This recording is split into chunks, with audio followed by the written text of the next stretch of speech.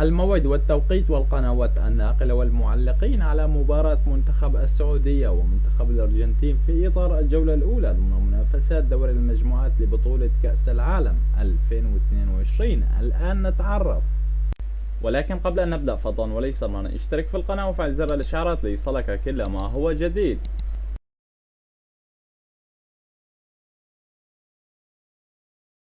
موعد المباراة يوم الثلاثاء 22/11/2022 بين منتخب السعودية ومنتخب الأرجنتين، وستنطلق بداية المباراة في تمام الساعة 1 ظهرا بتوقيت مكة المكرمة وبتوقيت العراق وسوريا، وبتوقيت مصر في تمام الساعة 12 ظهرا، وبتوقيت تونس والمغرب والجزائر.